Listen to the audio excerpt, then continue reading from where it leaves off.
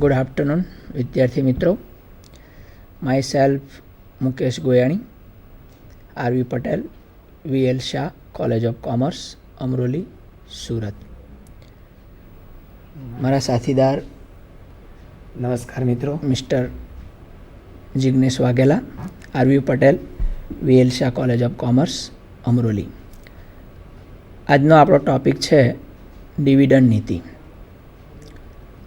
Dividend નીતિ એટલે શું?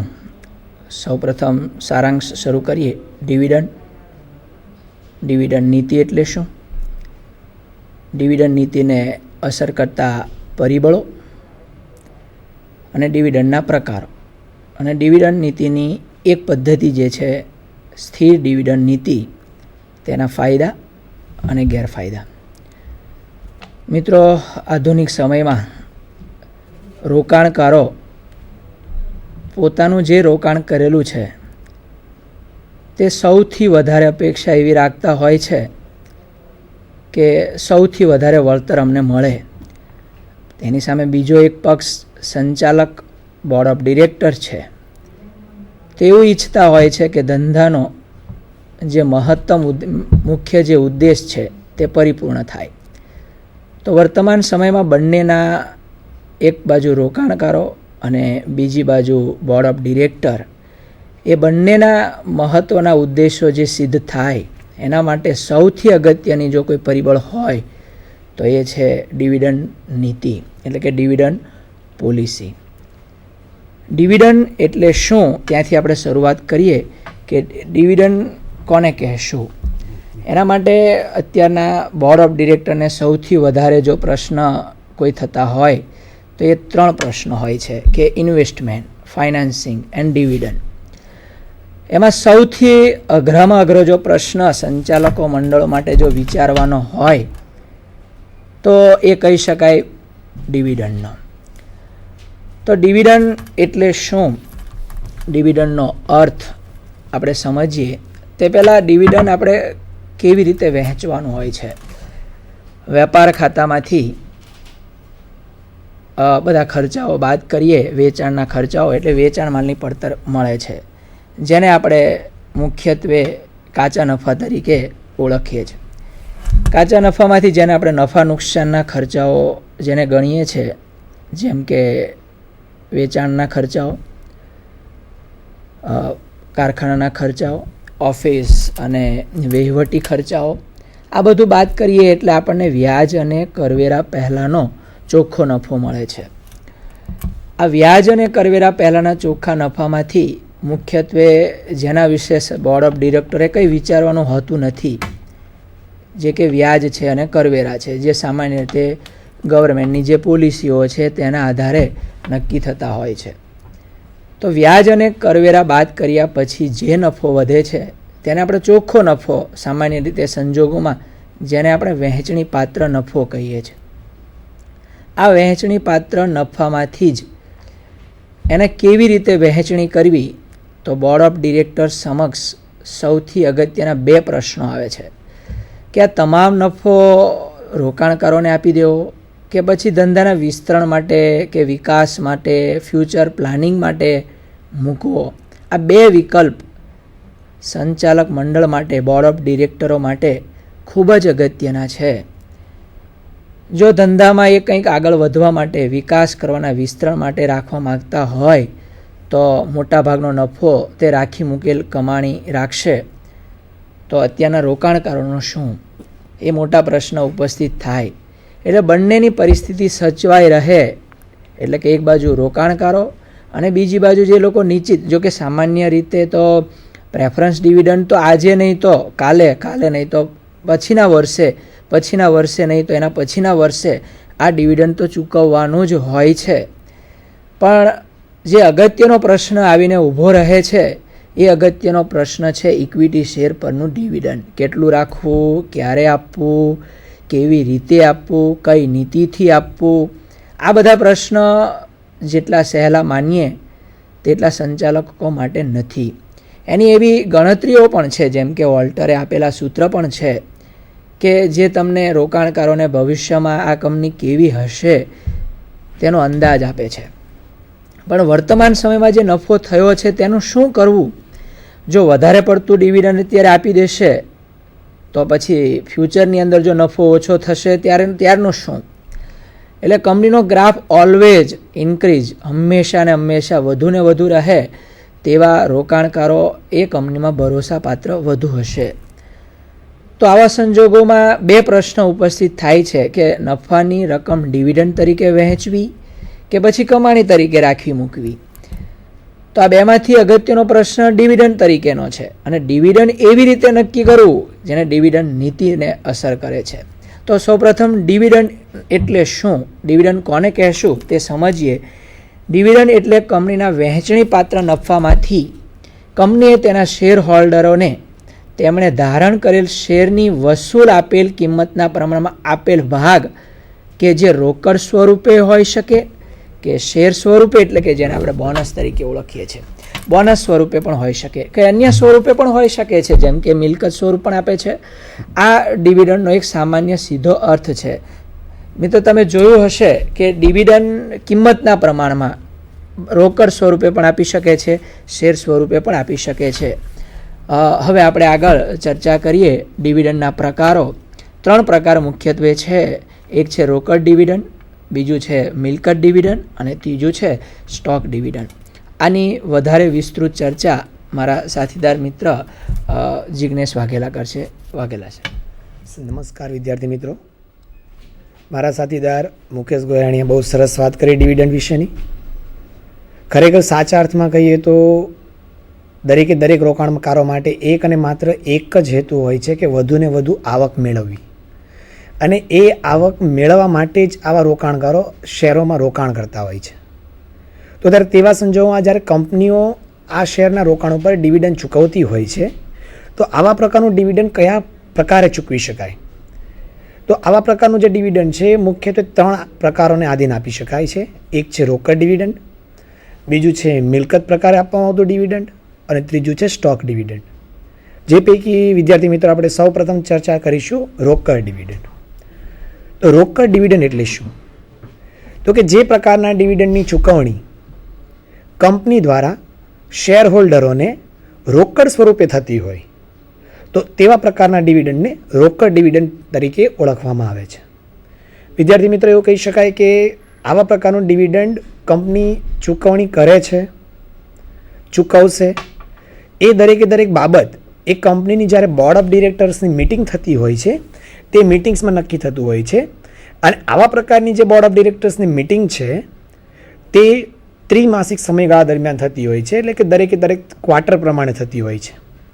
એવું કહી શકાય છે વિદ્યાર્થી મિત્રો કે જ્યારે રોકડ ડિવિડન્ડની ચૂકવણી કરવામાં આવતી હોય છે ત્યારે સામાન્ય રીતે આવા પ્રકારનું રોકડ ડિવિડન્ડ ત્રિમાસિક સમયગાળા દરમિયાન થતું હોય છે.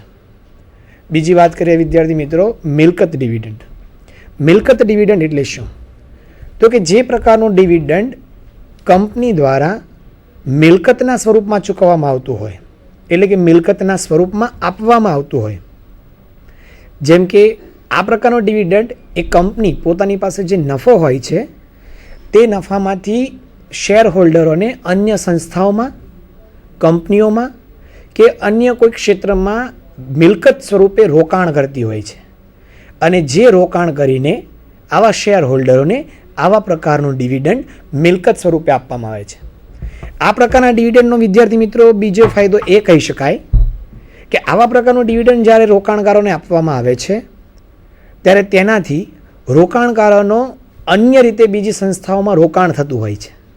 અને આવું અન્ય રીતે બીજી સંસ્થાઓમાં રોકાણ થવાને કારણે એક રોકાણકારોની આવક તો વધે જ છે, સાથે સાથે એવું કહી શકાય વિદ્યાર્થી મિત્રો કે રોકાણ કરવાને કારણે રોકાણકારોની અન્ય આવકમાં પણ વધારો થાય છે. જેમ કે મિલકત ખરીદી હોય તો મિલકતની કિંમત વધવાને કારણે પણ વિદ્યાર્થી મિત્રો રોકાણકારો આવક મેળવતા હોય છે. ત્રીજું ડિવિડન્ડ કહી શકાય સ્ટોક સ્વરૂપે આપવામાં આવતું ડિવિડન્ડ. સ્ટોક સ્વરૂપે આપવામાં આવતું ડિવિડન્ડ એટલે એવું કહી શકાય કે જે ડિવિડન્ડ શેર હોલ્ડરોને કંપની દ્વારા રોકડ સ્વરૂપે નહીં, મિલકત સ્વરૂપે નહીં, પરંતુ શેર અથવા સ્ટોક સ્વરૂપે આપવામાં આવતું હોય. શેર અથવા સ્ટોક સ્વરૂપે આપવામાં આવતું ડિવિડન્ડ એટલે એવું કહી શકાય કે શેર હોલ્ડરો પાસે જે શેર રહેલા છે એ શેરને બોનસ સ્વરૂપે આપવામાં આવે અને તે સમયગાળા દરમિયાન શેર હોલ્ડરોની શેરની સંખ્યામાં વધારો કરતું હોય તો તેવા પ્રકારના ડિવિડન્ડને સ્ટોક ડિવિડન્ડ તરીકે ઓળખવામાં આવે છે. આ પ્રકારના ડિવિડન્ડ આપવાને કારણે એક વિદ્યાર્થી મિત્રો ફાયદો એ કહી શકાય કે શેર હોલ્ડરોની સ્ટોકની સંખ્યામાં તો વધારો થાય જ છે, સાથે સાથે કંપની પાસે જે શેર પોતાના 51% જેટલા રહેલા હોય છે એ શેરની સંખ્યામાં પણ વધારો થતો હોય છે, જેને કારણે એવું કહી શકાય કે કંપની આડકતરી રીતે પણ પોતાની શેરની સંખ્યામાં વધારો કરતી હોય છે, સાથે સાથે કંપનીની પોતાની પ્રતિષ્ઠામાં પણ વધારો થતો હોય છે. આમ સ્ટોક ડિવિડન્ડ એટલે એક શેર અથવા સ્ટોક સ્વરૂપે આપવામાં આવતું ડિવિડન્ડ. ત્યાર પછી વાત કરી શકીએ વિદ્યાર્થી મિત્રો કે જ્યારે કંપની ડિવિડન્ડ ચૂકવવાની નક્કી કરતી હોય છે, ડિવિડન્ડ કઈ રીતે ચૂકવવી જ્યારે નક્કી કરતી હોય છે, ત્યારે તેવા સંજોગોમાં સૌપ્રથમ તો બોર્ડ ઓફ ડાયરેક્ટર્સની મિટિંગ્સમાં કંપની નક્કી કરતી હોય છે વિદ્યાર્થી મિત્રો કે શેર હોલ્ડરોને કેટલું ડિવિડન્ડ ચૂકવવું. તો ખાસ કરીને એમ કહી શકાય કે જ્યારે ડિવિડન્ડની ચૂકવણીની જ્યારે મિટિંગ કરવામાં આવતી હોય છે ત્યારે સૌપ્રથમ શેર હોલ્ડરો દ્વારા એક ડિક્લેરેશન ડેટ નક્કી કરવામાં આવે છે કે જે દિવસે કંપની પોતાના શેર હોલ્ડરોને કેટલું ડિવિડન્ડ આપવું, શેરની ધારો કે કિંમત 10 રૂપિયા છે, એ 10 રૂપિયાની શેરની કિંમત ઉપર ધારો કે 1 રૂપિયા ડિવિડન્ડ આપવાનું હોય તો એ ડિવિડન્ડની ચૂકવણી કંપની ધારો કે નક્કી કરે છે કે 25મી ઓગસ્ટ 2011ના રોજ કંપની આવું પોતાના બોર્ડ ઓફ ડિરેક્ટર્સની મિટિંગમાં નક્કી કરે તો આવા સમયગાળા દરમિયાન જે ડેટ 25 ઓગસ્ટ 2011 જે નક્કી થઈ હોય છે તે ડેટ એ ડિક્લેરેશન ડેટ તરીકે ઓળખાવી શકાય. ત્યાર પછી જ્યારે ડિક્લેરેશન ડેટ નક્કી કરે છે તો એ ડિવિડન્ડ શેર હોલ્ડરોને મળવા પાત્ર છે. તો કયા પ્રકારના શેર હોલ્ડરો આ પ્રકારનું ડિવિડન્ડ મેળવશે અને મળશે, તો એને માટે જરૂર પડે છે ડેટ ઓફ રેકોર્ડની. તો ડેટ ઓફ રેકોર્ડ એટલે એવા પ્રકારની ડેટ કે જે દિવસે કંપનીએ ડિવિડન્ડની ડિક્લેર ડેટ કરી હોય તે દિવસથી માંડીને 9 સપ્ટેમ્બર 2011 સુધીમાં જેની પાસે શેર હશે, એટલે કે 9 સપ્ટેમ્બર 2011ના રોજ જે શેર હોલ્ડરો પાસે શેર હશે તે દિવસે તે શેર હોલ્ડરોને ડિવિડન્ડ અચૂકપણે મળવા પાત્ર હોય છે. પરંતુ એવું કહી શકાય કે ઘણા બધા વ્યક્તિઓ ડિવિડન્ડ મેળવવાની અપેક્ષાએ તે કંપનીના શેરો ખરીદવા માંગતા હોય છે. તો વિદ્યાર્થી મિત્રો એવું પણ કહી શકાય કે જો શેર હોલ્ડરે ડિવિડન્ડ મેળવવું જ હોય તો જે દિવસે ડિવિડન્ડની ડેટ નક્કી થઈ હોય છે એના 2 દિવસ અગાઉ એટલે કે 7મી સપ્ટેમ્બર 2011ના રોજ જો શેર હોલ્ડરો દ્વારા આવા શેર ખરીદવામાં આવ્યા હોય તો સ્વાભાવિકપણે 9 સપ્ટેમ્બર 2011ના રોજ આવા શેર હોલ્ડરોને ડેટ ઓફ રેકોર્ડ્સમાં નોંધણી કરવામાં આવતી હોય છે અને ત્યારે તેવા સંજોગોમાં એમને શેરનું ડિવિડન્ડ મળવા પાત્ર છે. પરંતુ એમ કહી શકાય કે જે શેર હોલ્ડરની ડેટ ઓફ રેકોર્ડ નક્કી થઈ છે તે દિવસે જ શેર હોલ્ડરને ડિવિડન્ડ મળશે એવું કહી શકાતું નથી. વિદ્યાર્થી મિત્રો એવું કહી શકાય કે કંપની જ્યારે બોર્ડ ઓફ ડિરેક્ટર્સની મિટિંગ કરે છે ત્યારે તેવા સંજોગોમાં તેની પેમેન્ટ ડેટ પણ નક્કી કરવામાં આવી હોય છે. જે દિવસે એટલે કે 9 સપ્ટેમ્બર 2011ના રોજ જે શેર હોલ્ડર પાસે શેર હશે તેની ચૂકવણી એટલે કે ડિવિડન્ડની ચૂકવણી શેર હોલ્ડરોને 15મી સપ્ટેમ્બર 2011ના રોજ કંપની ચૂકવતી હોય છે અને એટલા માટે આ દિવસને પેમેન્ટ ડેટ તરીકે ઓળખવામાં આવે છે. આમ કંપની પોતાની જે ડિવિડન્ડ ચૂકવણીની જે પદ્ધતિ છે એને મુખ્યત્વે 4 વિભાગમાં વહેંચતી હોય છે, જે પૈકી પહેલું કહી શકાય declaration date, date of record, x dividend rate અને પેમેન્ટ ડેટ. અને આ ડેટને આધીન કંપની પોતે પોતાના ડિવિડન્ડની ચૂકવણી નક્કી કરતી હોય છે. તો વિદ્યાર્થી મિત્રો ડિવિડન્ડની ચૂકવણીની આ જે પદ્ધતિ છે એ પદ્ધતિની આપણે ચર્ચા કરી. તો ખરેખર વિદ્યાર્થી મિત્રો એવું કહી શકાય કે જ્યારે ડિવિડન્ડની ચૂકવણી કરવામાં આવે છે તો એ ચૂકવણી કરતાં પહેલાં કંપની બોર્ડ ઓફ ડિરેક્ટર્સની મિટિંગ કરતી હોય છે અને એ મિટિંગમાં એવું નક્કી કરે છે કે ડિવિડન્ડ કોને ચૂકવવું, કેટલું ચૂકવવું, ક્યારે ચૂકવવું અને કઈ રીતે ચૂકવવું. તો એને માટેની એક ડિવિડન્ડ નીતિ નક્કી કરવામાં આવે છે અને આ જે ડિવિડન્ડની નીતિ છે એ ડિવિડન્ડની નીતિની વધુ વિગતવાર ચર્ચા મારા સાથીદાર મુકેશ આર ગોયાણી તમને કરશે. નમસ્કાર મિત્રો, ડિવિડન્ડની વાત કરી, ડિવિડન્ડના પ્રકારોની વાત કરી, ડિવિડન્ડ કેવી રીતે ચૂકવવું, ક્યારે ચૂકવવું એની વાતો થઈ. અને હવે મુખ્ય ટૉપિક કે ડિવિડન્ડ નીતિ એટલે શું. ડિવિડન્ડની આપણે ચર્ચા એવી કરી કે ડિવિડન્ડ એટલે નફામાંથી અલગ મૂકી અને શેર હોલ્ડરને જે રકમ આપી છે તેને આપણે ડિવિડન્ડ તરીકે ઓળખીએ છીએ.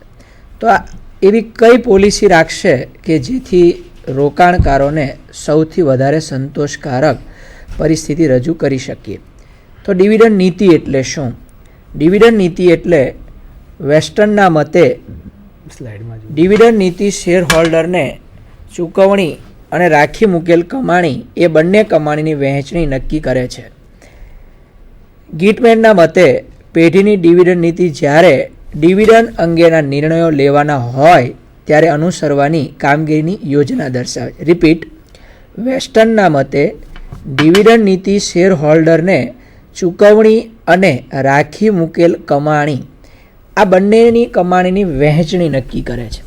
એટલે કેટલું ડિવિડન્ડ ચૂકવશે. નફો 100 રૂપિયા છે તો એમાંથી કેટલા ટકા, 10%, 15%, 20% એને આપણે ચૂકવણી કહીએ. અને બે વિકલ્પ છે કંપની પાસે. એક વિકલ્પ એવા પ્રકારનો છે કે એ ડિવિડન્ડ વહેંચે અને બીજો વિકલ્પ એ છે કે એ નફાનો ઉપયોગ કરે, જેથી કરીને પુનઃ, જેને આપણે બીજા શબ્દમાં કહીએ છીએ નફાનું પુનઃ રોકાણ. તો આપણા સ્લાઇડ તમે જોઈ રહ્યા છો કે વેસ્ટર્નના મતે એણે એવું કીધું છે કે બંને કમાણીની વહેંચણી નક્કી કરે છે. એટલે મિત્રો ખાસ અહીંયા તમે નોંધ રાખજો કે ડિવિડન્ડ નીતિ એટલે માત્ર ને માત્ર ડિવિડન્ડ વહેંચવું એ નહીં.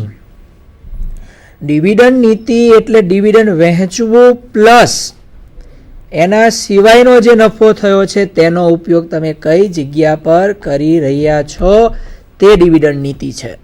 એટલે કે 50% ડિવિડન્ડ વહેંચતા હોય નફાનો તો 50% એટલે ડિવિડન્ડ નીતિ નથી, પરંતુ બીજા 50%નો ઉપયોગ તમે જે કમાણી તરીકે કરો છો તે પણ ડિવિડન્ડ નીતિનો એક ભાગ જ છે. ટૂંકમાં એમ કહી શકાય કે ડિવિડન્ડ નીતિ બરાબર નફાની વહેંચણી. ડિવિડન્ડ નીતિ બરાબર નફાની વહેંચણી. બીજા એક વ્યાખ્યા એવું કહે છે કે પેઢીની ડિવિડન્ડ નીતિ જ્યારે ડિવિડન્ડ અંગેના નિર્ણયો લેવાના હોય ત્યારે અનુસરવાની કામગીરીની યોજના દર્શાવે છે. આનો અર્થ એવો થાય છે કે નફા થયા પછીની તમામ પ્રકારની કાર્યવાહી એટલે ડિવિડન્ડ નીતિ. નફો થયો છે એના પછીની તમામ પ્રકારની કામગીરી, કે નફાનો ઉપયોગ સામાન્ય અનામત ખાતે લઈ જવો, અનામત ભંડોળ ખાતે લઈ જવો, ગુપ્ત અનામત ખાતે લઈ જવો, ઘસારો માંડી વાળવા લઈ જવો, 10% ડિવિડન્ડ રાખવું, કમાણીનો વિકાસ માટે, વિસ્તરણ માટે ઉપયોગ કરો, આ તમામ પરિબળો એટલે ડિવિડન્ડ નીતિ. એટલે બીજી વ્યાખ્યાઓ બહુ અર્થ સ્પષ્ટ કહી જાય છે કે ટૂંકમાં જો એક વ્યાખ્યા એક જ અર્થમાં જો આપણે એનો અર્થ કરવો હોય તો ડિવિડન્ડ નીતિ એટલે વ્યાજ અને કરવેરા નક્કી થયા પછીનો જે નફો વધ્યો છે તેનો ઉપયોગ તમે કેવી રીતે કરવાના છો તેની સંપૂર્ણ પ્રક્રિયા એટલે ડિવિડન્ડ નીતિ. આ ડિવિડન્ડ નીતિ કેવી રીતે નક્કી કરવી, એને કયા પરિબળો અસર કરે કે જેથી કરીને રોકાણકારોને પૂરેપૂરો સંતોષ સંચાલક મંડળો આપી શકે, બોર્ડ ઓફ ડિરેક્ટર આપી શકે. તો ડિવિડન્ડ નીતિને અસર કરતા સ્વાભાવિક છે કે ડિવિડન્ડ નીતિ જેવી હશે તેવું ડિવિડન્ડ હશે, અને જેવું ડિવિડન્ડ હશે તેવો નફો હશે, અને જેવો નફો હશે તેવા બધા નિર્ણયો હશે. એટલે ડિવિડન્ડ નીતિને અસર કરતા પરિબળો એક નહીં, ઘણા બધા હોઈ શકે. એમાંનો એક પ્રકાર છે ધંધાનો પ્રકાર, કે તમે કેવા પ્રકારનો બિઝનેસ કરવા જઈ રહ્યા છો અથવા કેવો બિઝનેસ અત્યારે કરંટ છે તે ડિવિડન્ડ નીતિને ખૂબ જ અસર કરશે. જો સ્થિર આવકવાળો બિઝનેસ હશે, જેમ કે દર વર્ષે એક જ સરખા પ્રકારનું ટર્નઓવર છે, દાખલા તરીકે ભારતની વસ્તી જો ભારતની અંદર જ વેપાર કરતા હશે તો નક્કી છે કે 1% જેટલો વધારો વસ્તીમાં થતો હોય તો આવકમાં અને વેચાણમાં પણ એટલો જ વધારો થવાનો છે. એટલે દર વર્ષે આ એવા પ્રકારના બિઝનેસો છે કે જેનો પ્રકાર એવા પ્રકારનો છે કે દર વર્ષે સ્થિર આવક છે. આ વર્ષે 2 કરોડનો પ્રોફિટ થયો હોય તો આવતા વર્ષે પણ 2 કરોડનો પ્રોફિટ છે, અને એના પછીના વર્ષે પણ 2 કરોડનો પ્રોફિટ છે. એટલે કહેવાનો અર્થ એવો છે કે જો સ્થિર આવક હશે, 2-3 ડિવિડન્ડ નીતિની વાત કરીએ, કેવો પ્રકારના ડિવિડન્ડ નક્કી થઈ શકે તો કે એક પ્રકાર એવા પ્રકારનો છે કે નિયમિત ડિવિડન્ડ દર વર્ષે 10%, 10%, ઓલવેઝ 10%, અથવા એવો પણ નક્કી થઈ શકે 10%, 11%, 15%, 20%, 25%, જ્યાં સુધી જવાય ત્યાં સુધી. અને એક પ્રકાર એવો પણ છે અનિયમિત ડિવિડન્ડ. કે આ વર્ષે 10% આપો, 15% આપો, પ્રોફિટ ઓછો થયો પાછો 5% આપો. તમે કેવા પ્રકારનો, કેમ કે દરેક રોકાણકારનો ઉદ્દેશ એ જ છે કે એને સૌથી વધારે વળતર મળે. કેમ કે સમય સંજોગો પ્રમાણે રોકાણકારો બદલાતા જતા હોય છે. સ્વાભાવિક છે કે આ વર્ષે ધારો કે કોઈ કંપની છે નફો થયો છે છતાં પણ એને ડિવિડન્ડ જાહેર નથી કર્યું, તો સામે રોકાણકારો હતાશ થશે. એ રાહ નથી જોવાના, એ બીજી કંપની તરત પકડશે. એ આ વર્ષનું રોકાણ જે કર્યું છે તેમને એ નેટ લોસ થવાનો છે. એનો લાભ બીજી કોઈ સંસ્થા અથવા બીજો કોઈ શેર હોલ્ડર લઈ લેશે. એટલે આવું ન બને. વર્તમાન શેર હોલ્ડરને થોડો ઘણો લાભ મળે. એટલે ધંધાનો પ્રકાર કેવો છે? સ્થિર આવકવાળો છે તો તમે નિયમિત ડિવિડન્ડ નીતિ અપનાવી શકાય. જો અસ્થિર પ્રકારનો હોય, સ્વાભાવિક છે જરૂરિયાતવાળી જો વસ્તુ હશે, તદ્દન જરૂરિયાત કે રોજબરોજની વસ્તુનો વપરાશ થઈ જતો હશે, તો આવી બધી કંપનીઓ સ્થિર ડિવિડન્ડ નીતિ અપનાવે તો એના માટે યોગ્ય ગણાય. એટલે સ્થિર ડિવિડન્ડ નીતિ નક્કી કરવામાં ધંધાનો પ્રકાર સૌથી અગત્યનો પુરવાર થાય છે. બીજું, ડિવિડન્ડ નીતિને અસર કરતા પરિબળમાં સેકન્ડ પોઈન્ટ છે ચાલુ વર્ષની આવક કે કમાણી. કે ચાલુ વર્ષે એ કેટલી આવક કરી રહ્યા છે. તેજી મંદીના વલણો ઘણા બધા હોય છે, તો એમાં આ વર્ષે કેટલી કમાણી કરી છે એનો આધાર ફ્યુચર પર, એના પછીના વર્ષો પર. કેમ કે રોકાણકારો વર્તમાન જોઈને, ભૂતકાળ જોઈને એ ઇન્વેસ્ટ કરતા હોય છે કે વર્તમાનની કમાણી કેવી છે, ગયા વર્ષે કમાણી કેટલી હતી. ઘણી બધી કંપનીઓ એવા પ્રકારની હોય છે કે શરૂઆતમાં અત્યારે એકદમ તદ્દન નવી કંપનીઓ છે. આ નવી કંપનીઓ સામાન્ય રીતે ડિવિડન્ડ વહેંચે તો ખૂબ ઓછું વહેંચતી હોય છે. તો આવા સંજોગોમાં કંપનીનું ડિવિડન્ડ ન મળે એટલે રોકાણકારો હતાશ થતા હોય છે. અને હતાશ થાય એટલે કે એ બીજામાં ઇન્વેસ્ટમેન્ટ કરવામાં વિચારતા હોય જે નિયમિત ડિવિડન્ડ આપતા હોય. તો ચાલુ વર્ષની કમાણી કેટલી છે? જો ચાલુ વર્ષની કમાણી ન જ હોય તો અગાઉના 3 વર્ષ સુધી ડિવિડન્ડની નીતિનો અમલ કરવામાં મુશ્કેલી પડે. તો આવા સંજોગોમાં જો ચાલુ વર્ષની કમાણી, જે આ બધા એવા પ્રકારના બિઝનેસો છે કે જેનો નફાનો દર સતત બદલાતો રહેતો હોય છે. જેમ કે રિયાલિટીની વાત કરીએ તો યુનિટેક છે, આ બધી કંપનીઓ એવા પ્રકારની જે દર વર્ષે એમની ડિવિડન્ડની દરની પદ્ધતિ બદલતી રહે છે. જ્યારે ટાટા કંપની એવા પ્રકારની કંપનીઓ છે, સ્વાભાવિક મોટા ભાગે એક સરખા પ્રકારનો ડિવિડન્ડનો દર મૂકે છે. એટલે બધા એના ઉપર સંપૂર્ણ ભરોસો મૂકે છે. તો ચાલુ વર્ષે તમે ચોખ્ખા નફા પર આધારિત રાખે તો એ સારી પરિસ્થિતિ ગણી શકાય. સ્થિર ડિવિડન્ડનો આધાર કમાણી પર છે કે આ વર્ષે તમારી પાસે આ વર્ષે પ્રોફિટ જ ન હોય તો ગયા વર્ષના નફામાંથીનો ઉપયોગ તમે કરી શકો, પણ એ સામાન્ય અનામત ઓછું થતું હોય અથવા અનામત ભંડોળ ઘટે છે. આવા પરિસ્થિતિનું નિર્માણ ન થાય એટલે કંપની અગાઉથી જ એવી પરિસ્થિતિ વિચારી શકે. એટલે નવી કંપનીએ અથવા જૂની કંપનીએ અથવા ઘણા વર્ષોથી કામ કરતી જે કંપનીઓ છે એ મોટા ભાગે ચાલુ વર્ષની આવક કેટલી છે તેનો આધાર લઈને ચાલુ વર્ષે ડિવિડન્ડ ડિક્લેર કરે છે. એટલે બીજું પરિબળ છે ચાલુ વર્ષની આવક અને કમાણી પર. ત્રીજું ટોપિક, ડિવિડન્ડ નીતિને અસર કરતા પરિબળોમાં પાછલા વર્ષનું ડિવિડન્ડ, કે એમણે છેલ્લા વર્ષે કેટલું ડિવિડન્ડ જાહેર કર્યું છે એનાથી ઓછું ન થાય તેની તકેદારીઓ સંચાલક મંડળ રાખે છે. પાછલા વર્ષના ડિવિડન્ડ પર આધાર, દાખલા તરીકે ગયા વર્ષે 10% તમે ડિવિડન્ડ જાહેર કર્યું છે અને આ વર્ષે તમે 8% ડિવિડન્ડ જાહેર કરો તો ભલે પ્રોફિટ છે છતાં પણ રોકાણકારો એવું વિચારે છે કે 2% કયા કારણોસર કંપની, પણ ઘણી વખત રોકાણકારોથી આ પરિચિત નથી હોતા કે કંપની કઈ જગ્યા ઉપર અત્યારે એના પ્રોજેક્ટો શરૂ છે. હા, વર્ષને અંતે એન્યુઅલ રિપોર્ટ મોકલાવે, પણ એન્યુઅલ રિપોર્ટ મોકલાવીને ઘણી વખત ઘણા બધા રોકાણકારો એ નથી જોઈતા હોતા કે બીજા નવા કયા પ્લાનો એણે શરૂ કર્યા છે, કયા નવા વિસ્તરણ યોજના કરી છે, કઈ નવી વિકાસની યોજના શરૂ કરી છે. બસ એ મોટાભાગે રોકાણકારો તુલના કરતા હોય છે કે ગયા વર્ષે આ 10% ડિવિડન્ડ છે અને આ વર્ષે કેમ 8% ડિવિડન્ડ. તો બોર્ડ ઓફ ડિરેક્ટરોએ છેલ્લા વર્ષનું ડિવિડન્ડ કેટલું જાહેર કર્યું છે તેના આધાર લઈને આ ચાલુ વર્ષનું ડિવિડન્ડ નક્કી થાય છે. એ ત્યાં સુધી કે આવતા વર્ષનું ડિવિડન્ડ પણ તેના ઉપર આધાર રાખતું હોય છે. એટલે ચાલુ વર્ષે જો તમે ડિવિડન્ડ નીતિ નક્કી કરો તો એ ચાલુ વર્ષે એવી ડિવિડન્ડ નીતિ તમારે નક્કી કરવી પડે કે જે ગયા વર્ષ કરતાં ખરાબ ન હોય. કે એનો અર્થ એવો નથી થતો કે કંપની નફો નથી કરતી, પણ જો વિસ્તરણની યોજના હોય, વિકાસની યોજના હોય તો શક્ય હોય એવી નીતિ કંપની ઈચ્છે, આયોજન કરે કે જેના કારણે ગયા વર્ષ કરતાં આ વર્ષે ડિવિડન્ડનો દર ઓછો ન થાય. હા, એટલો ને એટલો રાખે તો કોઈ પ્રોબ્લેમ નથી, પણ એના કરતાં તો ઘટે નહીં એવા નિયમિત નીતિ જો નક્કી કરે ડિવિડન્ડની નીતિ, તો રોકાણકારોને તે આકર્ષી શકાય. શેર હોલ્ડરને વધુ વળતરની અપેક્ષા તેઓ રાખતા હોય છે. ઘણી વખત એવા પ્રશ્નો પણ ઉપસ્થિત થાય કે નફો ઓછો થયો હોય અને ડિવિડન્ડ ઓછું અપાય એવી પરિસ્થિતિ પણ થયું હોય, તો આવા સંજોગોમાં ગયા વર્ષે ડિવિડન્ડના સરખામણીમાં આ વર્ષે ડિવિડન્ડ ઓછું ન મળે એના માટે શેર હોલ્ડરને વધુ વળતરની અપેક્ષા છે, એટલે અનામતનો ઉપયોગ પણ કંપની કરી લે છે. આ એક ડિવિડન્ડ નીતિનો ભાગ છે.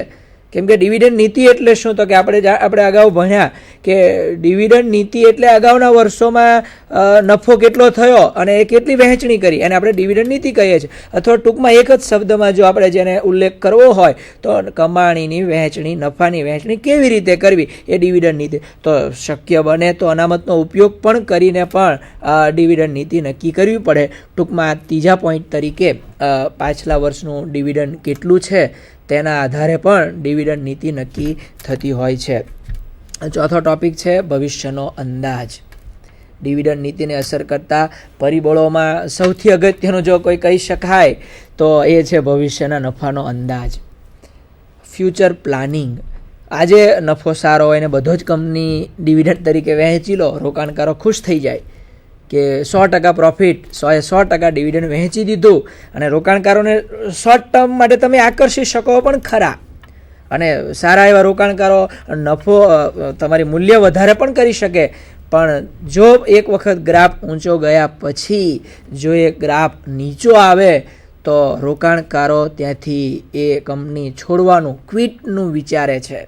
એટલે ડિવિડન્ડ નીતિને અસર કરતા પરિબળમાં સૌથી અગત્યનું જો પરિબળ કોઈ ગણી શકાય તો એ ભવિષ્યના નફાનો અંદાજ છે, કે ભવિષ્યમાં નફો કેવો થવાનો છે. જેમ કે અત્યારની પરિસ્થિતિ આપણે રજૂઆત કરીએ તો 2008માં રિસેશન આવ્યા પછી મંદીના પરિણામોને કારણે 2010ના જે નફાના આંકડાઓ છે તે ઘણા જ નીચે આવ્યા.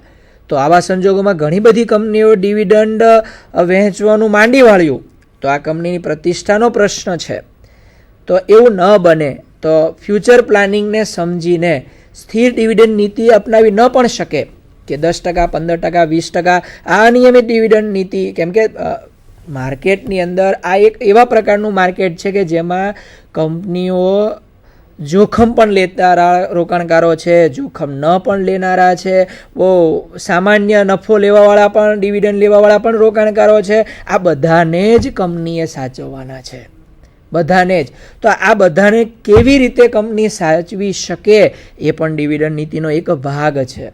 તો સ્થિર ડિવિડન્ડ અપનાવી ન શકે જ્યારે જો ભવિષ્ય નફાનો અંદાજ આપણી પાસે સ્પષ્ટ ન હોય. ભવિષ્યમાં કેવા નફો થશે એ એક અંદાજ છે, કોઈ ચોક્કસ માપ નથી. પણ ચોક્કસ એવું આપણે કહી શકીએ કે ભવિષ્યમાં કેવા પ્રકારની પરિસ્થિતિનો સામનો કરી શકાય. જેમ કે જો ટેકનોલોજીકલ પરિબળ ધરાવતી કંપનીઓ હોય, રિયાલિટી ધરાવતી કંપની હોય તો એ પોતાનો નફાનો થોડો ઘણો અંદાજ નક્કી કરી શકે છે. પણ જો એવી કંપની, સોફ્ટવેરવાળી જે કંપની છે તે નફાનો અંદાજ નક્કી નથી કરી શકતી, કેમ કે આવતા વર્ષે નફો કેટલો થવાનો છે તે એક માત્ર અંદાજપત્ર તમે નક્કી કરી શકો, અંદાજ નક્કી, પણ એ પરિસ્થિતિ આવ્યા પછી જ તમે સાચો નફો કેટલો છે એ રજૂ કરી શકાય. એટલે તમારું માપન, કમાણીનું વલણ કંપનીનું કેવું છે, કમાણી થશે, નહીં થાય અથવા લોસ પણ ઘણી બધી કંપનીઓ એવી પણ સામનો કરી શકી. દાખલા તરીકે ઘણી વખત તો એવી પરિસ્થિતિનું પણ પરિસ્થિતિ આવી જતી હોય છે કે ઘણી વખત આ સત્યમ જેવી કંપનીઓ આપણે જાણીએ છીએ કે એવા પ્રકારની પરિસ્થિતિ, ખોટા બેલેન્સ શીટ રજૂ કરીને કંપનીઓએ અંદર સામેલ કર્યા અને પછી એક જ દિવસે આ બધા ડિવિડન્ડ તો એક બાજુ, પણ જે શેરની વર્તમાન મૂલ્ય જેની ગણતરી કરી હોય, ઘણા બધા રોકાણકારો એવા છે પોતે જાતે ગણતરી કરીને એમાં ઇન્વેસ્ટમેન્ટ કરતા હોય છે. તો આવા સંજોગોમાં તેમનું બજાર કિંમત વધુ આવી, ડિવિડન્ડ આપતી હતી. સ્વાભાવિક છે કે ડિવિડન્ડને બે રસ્તાઓ હોય છે, નફાને આધારે ડિવિડન્ડ નક્કી થાય છે. એના ડિવિડન્ડનો આધાર લઈને ઘણા બધા રોકાણકારો એમની આંતરિક મૂલ્ય અને બાહ્ય મૂલ્યનું મૂલ્યાંકન કરતા હોય છે. તો ઘણા બધા જો આવા પ્રકારનું ડિવિડન્ડને ધ્યાનમાં લઈને બજાર કિંમત જો આંકતા હોય તો ઘણી વખત નુકસાનીનો પણ સામનો રોકાણકારોએ કરવો પડે.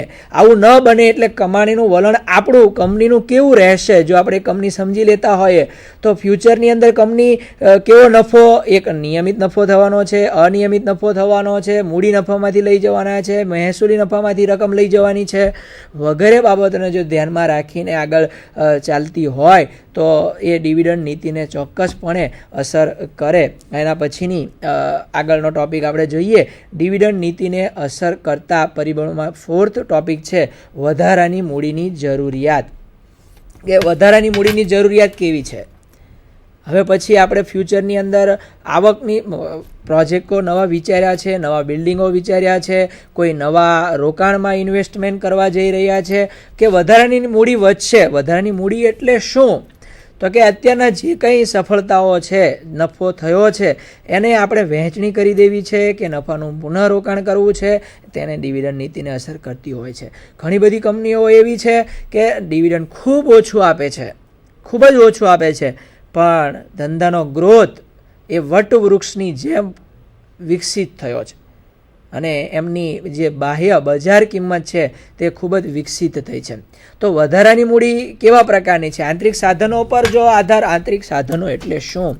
આંતરિક સાધનો એટલે આપણા નફામાંથી થયેલી રકમ, એ સામાન્ય અનામત ખાતે રહી ગયેલા રકમ કે અનામત ભંડોળ ખાતે લઈ ગયેલા રકમ કે ગુપ્ત અનામત આપણે સાચવીને મૂકેલું છે વગેરે આ બધી રકમ છે.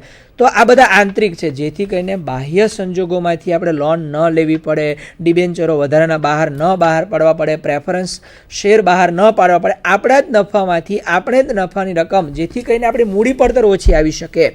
ઘણી વખત કોસ્ટ ઓફ કેપિટલ વધી જાય તો એનું જ વ્યાજ કે એનો જ દર એટલો બધો ચૂકવવો પડે છે કે જેના કારણે આપણો પ્રોફિટ એ બધું વ્યાજ ચૂકવવામાં. આ બે રસ્તા, વ્યાજ અને કરવેરા, એવા છે કે તમારે તેમાં નીતિનો કોઈ અસર જ નથી કરવાની. એ તમારે ચોક્કસપણે એ ચૂકવણી કરવાની જ છે. માત્ર ચર્ચા વિચારણા જે કંઈ કરવાના છે, અગત્યના જે કંઈ નિર્ણયો લેવાના છે, આ અગત્યના નિર્ણયો લેવામાં સૌથી અગત્યનું પરિબળ જો કોઈ હોય તો એ ડિવિડન્ડ નીતિ છે.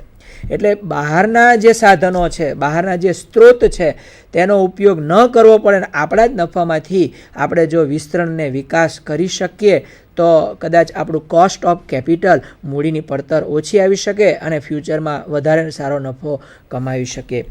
ડિવિડન્ડ નીતિને અસર કરતા પરિબળમાં બીજો એક અગત્યનો ટોપિક છે ધંધાના ફેરફારો, જે કદાચ સૌથી અગત્યનો ફેરફાર કહી શકાય.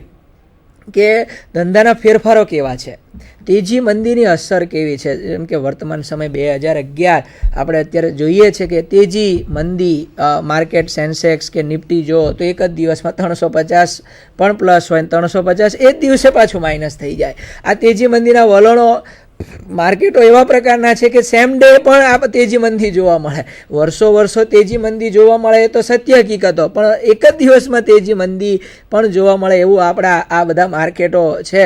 કેમ કે ઘણી વખત તો એવા પ્રકારની પરિસ્થિતિ થતી હોય છે કે અમેરિકાના વાદળો ગરજે વરસે આપણા ભારતની અંદર. એવા પણ કહેવાય છે કે અમેરિકાને છીંક આવે પણ શરદી આપણા ભારતને થાય. તો આ તેજી મંદીના વલણો હવે માત્ર ભારતના જ નહીં, ઇન્ડિયન માર્કેટ નહીં, પણ ઇન્ટરનેશનલ માર્કેટ, ઇન્ટરનેશનલ બિઝનેસ વગેરે બાબતને પણ ધ્યાનમાં રાખીને ડિવિડન્ડ નીતિ નક્કી કરવી પડે છે બોર્ડ ઓફ ડિરેક્ટરે. કેમ કે તેજી મંદીની અસરના વલણો જો સ્થિર ડિવિડન્ડ નીતિ નક્કી કરવામાં આવે તો સ્વાભાવિક છે કે મંદીમાં પણ 10% અને તેજીમાં પણ 10%, જેથી કરીને નિયમિત વળતર શેર હોલ્ડરને મળી શકે. જે આ બીજા ઘણા બધા રસ્તાઓ છે કે વધારાના શેર બહાર પાડીને પણ આપણે સ્થિર ડિવિડન્ડ નીતિ નક્કી કરી શકાય છે. પણ આ એવા પ્રકારના ફેરફારો છે કે જેમાં શેર હોલ્ડરો આ કંપની સામે નજર હોય છે.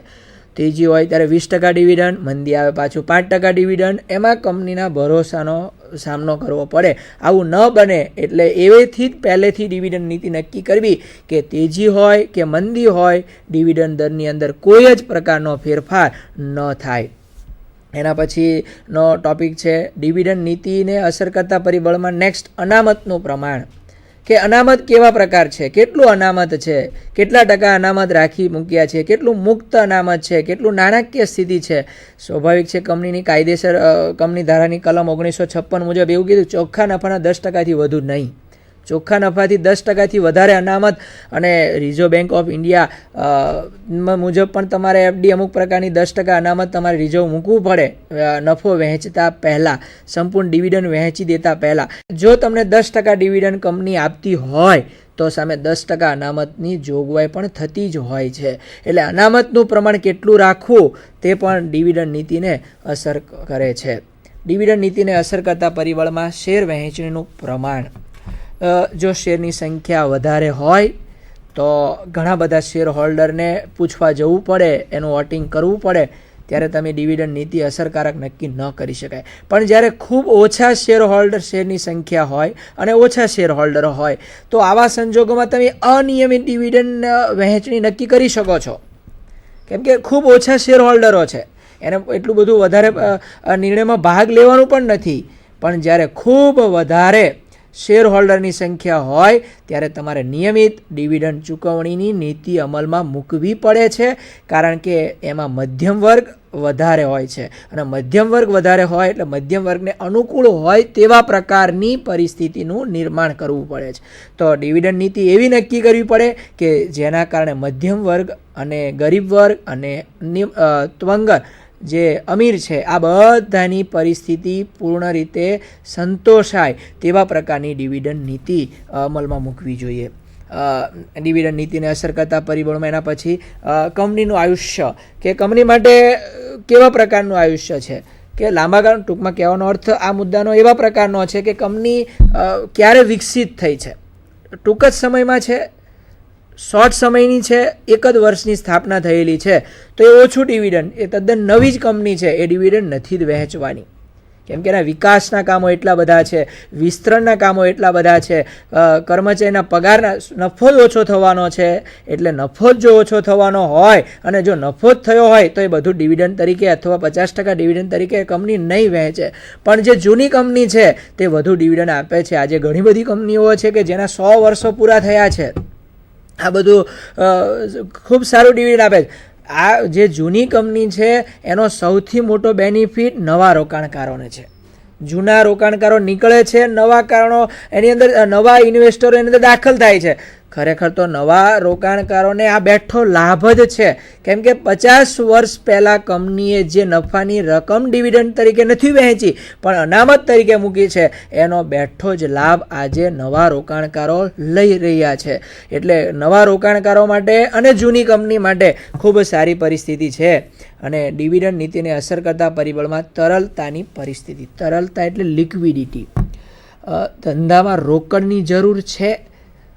ડિવિડન્ડ નીતિ અને તરલતા સાથે સીધો સંબંધ છે. બધો જ રોકડ નફો જો કંપની વહેંચી દેશે તો પરિસ્થિતિ એવી આવશે કે જ્યારે તરલતાની વધારે જરૂર છે, રોકડની વધારે જરૂર છે, તો આવા સંજોગોમાં કંઈ કંપની ફરીથી જે ડિવિડન્ડ વહેંચી દીધી છે કે પરત મેળવવાના નથી પૈસા. આ ડિવિડન્ડ તો એવું છે કે એક વખત શેર હોલ્ડરના હાથમાં આવે એટલે શેર હોલ્ડર પરત કંપનીને પૈસા આપવાની નથી.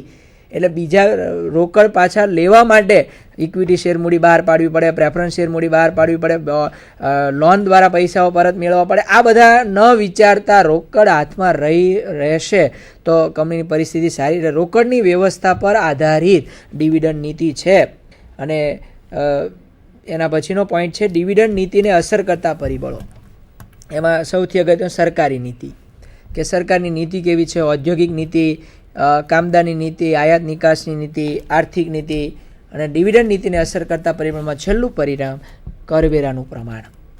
જો કરવેરાનો દર ઓછો હશે તો નફો વધારે થવાનો છે અને ડિવિડન્ડ વધારે વહેંચવાનું છે. અને કરવેરાનો દર જો ઊંચો હશે કે ફ્યુચરની અંદર એવા પ્રકારની બાબત છે, આ બાહ્ય બાબત છે જેને આંતરિક બાબત સાથે કોઈ લેવા દેવા નથી. આ આપણે ચર્ચા વિચારણાનું થોડો ઘણે અંશે ઓછી વાત કહી શકાય, કેમ કે કરવેરાનો દર કેટલો રાખવો તે હવે આપણે નક્કી કરી શકાય તેવી પરિસ્થિતિ નથી. એટલે ડિવિડન્ડ નીતિને અસર કરતા પરિબળમાં કરવેરાનું પ્રમાણ. હવે પછીની ટોપિક છે ડિવિડન્ડ નીતિના પ્રકારો. આના વિશે ચર્ચા મારા સાથીદાર મિત્ર જિગ્નેશ વાઘેલા સાહેબ કરશે. જિગ્નેશ વાઘેલા સાહેબ. નમસ્કાર ફરીથી વિદ્યાર્થી મિત્રો. ડિવિડન્ડ નીતિના જે પ્રકારો છે તે ડિવિડન્ડ નીતિના પ્રકારોને મુખ્યત્વે 7 વિભાગોમાં વહેંચી શકાય. જેમાં સૌપ્રથમ પહેલો પ્રકાર છે શરૂઆતમાં ડિવિડન્ડ નહીં જાહેર કરવાની નીતિ. બીજો પ્રકાર છે નિયમિત કે સ્થિર ડિવિડન્ડ નીતિ. ત્રીજો પ્રકાર કહી શકાય નિયમિત ડિવિડન્ડ ઉપરાંત વધારાનું ડિવિડન્ડ ચૂકવવું. ચોથો કહી શકાય અનિયમિત કે અસ્થિર ડિવિડન્ડની નીતિ. પાંચમો કહી શકાય અમુક સમય સુધી નિયમિત સ્ટોક ડિવિડન્ડ ચૂકવવાની નીતિ. ત્યાર પછી આવી શકે નિયમિત ડિવિડન્ડ ઉપરાંત સ્ટોક ડિવિડન્ડ આપવાની નીતિ. અને છેલ્લો કહી શકાય ઉદાર ડિવિડન્ડની નીતિ. જે પૈકી આપણે સૌ પ્રથમ મુદ્દાની ચર્ચા કરીશું, શરૂઆતમાં ડિવિડન્ડ નહીં જાહેર કરવાની નીતિ. શરૂઆતમાં ડિવિડન્ડ નહીં જાહેર કરવાની નીતિ એટલે એવા પ્રકારની નીતિ છે કે જે નીતિમાં કંપની પાસે પૂરતા પ્રમાણમાં નફો નથી અથવા તો ઘણી વખત કંપની શરૂઆત જ કરી રહી છે, નવી સ્થપાયેલી છે, તો ત્યારે તે પ્રકારની કંપની પાસે વધારે પ્રમાણમાં રકમ નથી હોતી અને ત્યારે તેવા સંજોગોમાં જો કંપની વધુને વધુ ડિવિડન્ડ શેર હોલ્ડરો વચ્ચે ચૂકવશે તો સ્વાભાવિકપણે એમ કહી શકાય કે કંપની પોતાના ભવિષ્યના જે અંદાજિત કાર્યો છે એ કદાચ ન પણ કરી શકે અને એટલા માટે નવી સ્થાપાયેલી કંપની અથવા તો એવી કહી શકાય કે જે કંપની પાસે પૂરતો નફો નથી તેવા પ્રકારની કંપનીઓ આ પ્રકારની નીતિ અપનાવતી હોય છે કે જેમાં શરૂઆતમાં ડિવિડન્ડ ન ચૂકવવું અથવા તો ઓછું ચૂકવવું. બીજું કહી શકાય છે કે નિયમિત કે સ્થિર ડિવિડન્ડની નીતિ. નિયમિત કે સ્થિર ડિવિડન્ડની નીતિ એટલે એવા પ્રકારની નીતિ કે જે નીતિમાં કંપનીના બોર્ડ ઓફ ડાયરેક્ટર્સો દ્વારા કે કંપની દ્વારા એવું નક્કી કરવામાં આવે છે કે ચોક્કસ રકમનું જ ડિવિડન્ડ ચૂકવવું અથવા તો ચોક્કસ ટકાવારીના પ્રમાણમાં જ ડિવિડન્ડ ચૂકવવું. આ પ્રકારની ડિવિડન્ડ નીતિમાં શેર હોલ્ડરો પણ આવા પ્રકારની નીતિ પસંદ કરે છે કે જે ડિવિડન્ડ નીતિમાં ડિવિડન્ડનો દર સ્થિર રહેતો હોય, એટલે કે એમાં બદલાવ ન આવતો હોય. તો આવા પ્રકારની ડિવિડન્ડ નીતિ પણ મોટા પ્રમાણમાં શેર હોલ્ડરો પસંદ કરતા હોય છે. પરંતુ વિદ્યાર્થી મિત્રો એવું કહી શકાય કે ઘણી વખત કંપનીની આવકમાં ફેરફાર થવાને કારણે પણ કંપની અનિવાર્ય સંજોગોમાં આવા પ્રકારની ડિવિડન્ડ નીતિમાં પરિવર્તન લાવતા હોય છે.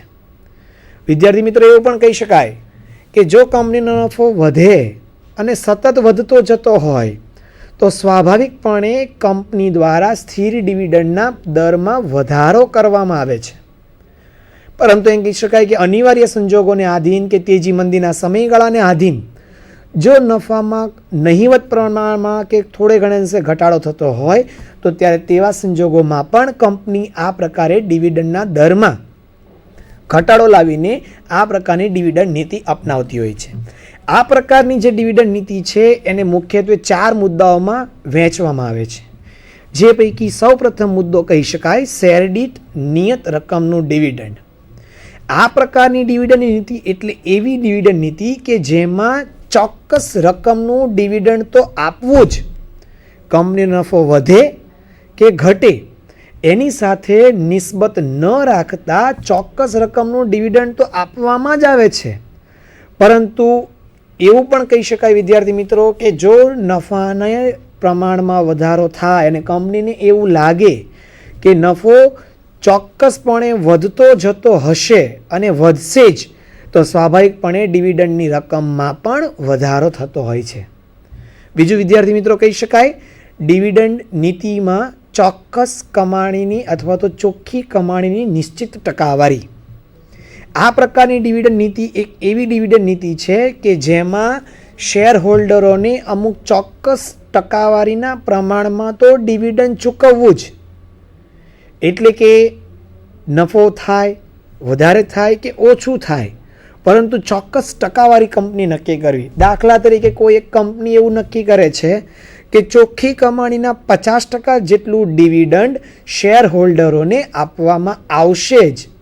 તો આવા પ્રકારના ડિવિડન્ડની જ્યારે ચૂકવણી કંપની દ્વારા શેર હોલ્ડરોને કરવામાં આવે છે ત્યારે આવા પ્રકારની ડિવિડન્ડ નીતિને ચોખ્ખી કમાણીની નિશ્ચિત ટકાવારી દ્વારા નક્કી કરવામાં આવેલ ડિવિડન્ડ નીતિ તરીકે ઓળખાવી શકાય.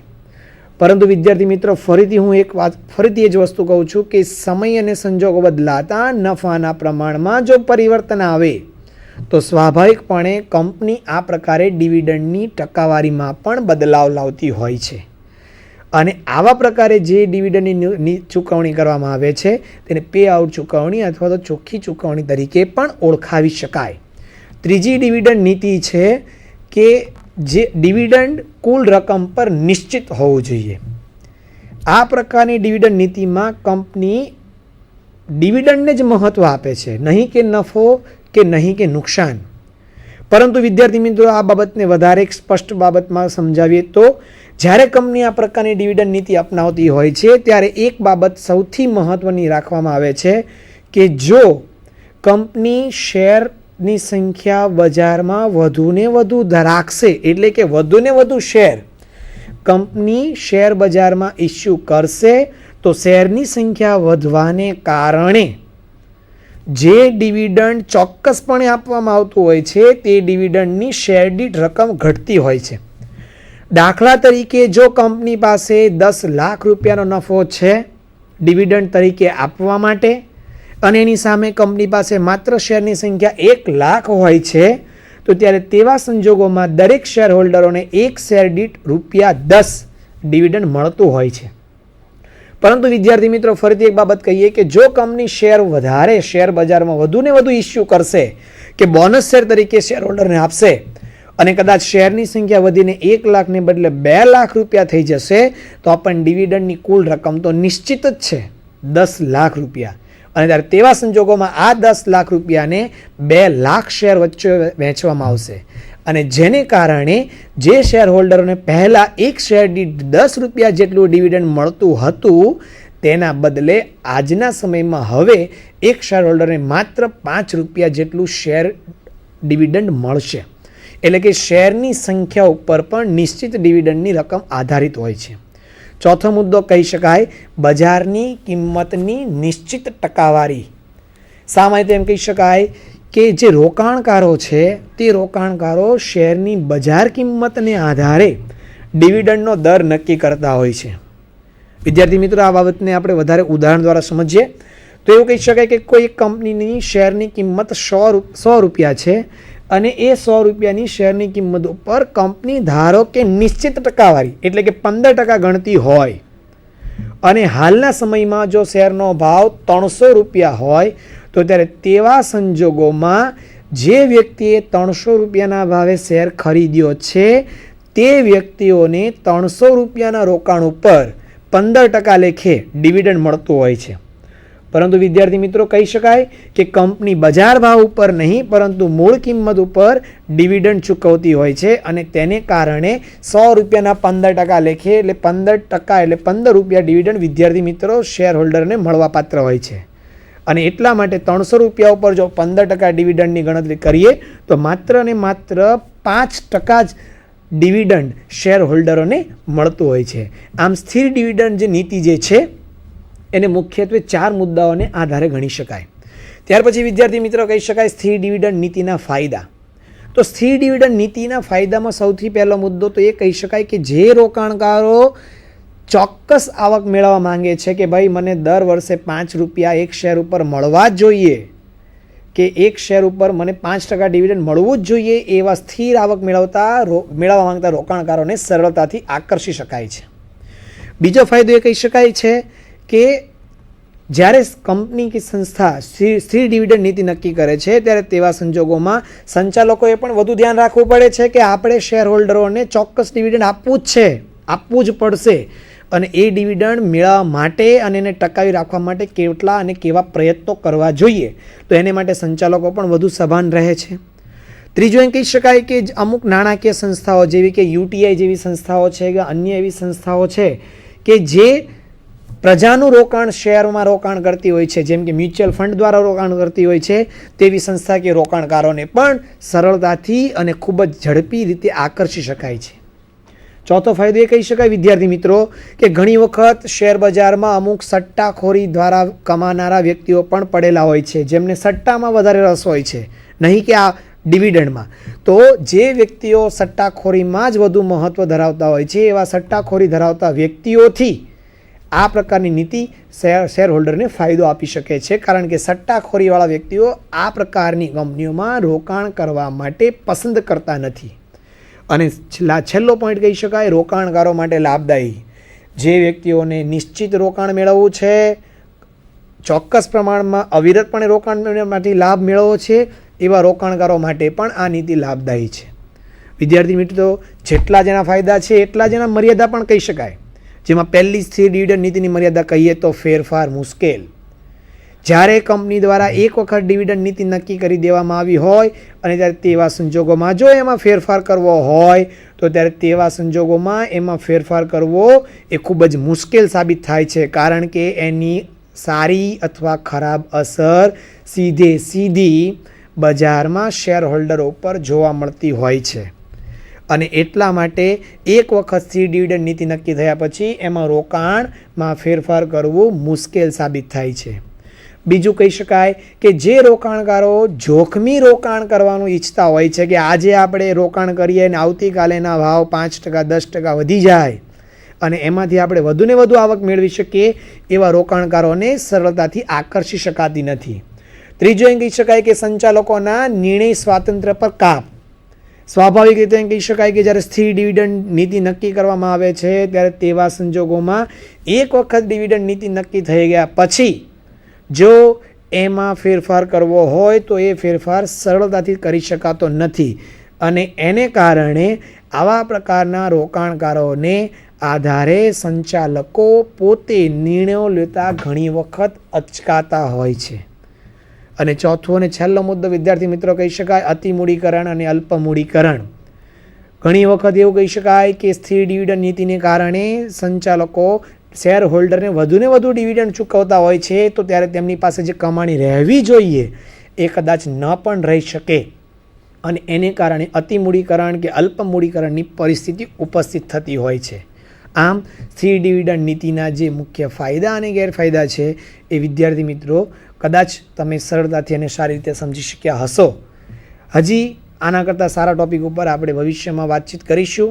હું અને મારા સહપાઠી, હું એટલે કે મિસ્ટર જિગ્નેશ વાઘેલા અને મારા સહપાઠી મુકેશ આર ગોયાણી દ્વારા જે આ તમને ડિવિડન્ડ વિશે ચર્ચા કરવામાં આવી એના વિશે અથવા એના કરતાં વધારે સારા નવા ટૉપિક વિશે આપણે ભવિષ્યમાં અથવા નવા અમુક આવતા મહિને અથવા અમુક ચોક્કસ સમયગાળા પછી આપણે ફરીથી વાત કરીશું. નમસ્કાર. વિદ્યાર્થી મિત્રો, આમાં કોઈ પણ પ્રશ્ન હોય અથવા ફ્યુચરમાં પણ ક્યારેક જાણવા માંગતા હોય તો અમારું ઈમેલ આઈડી નોટ કરજો.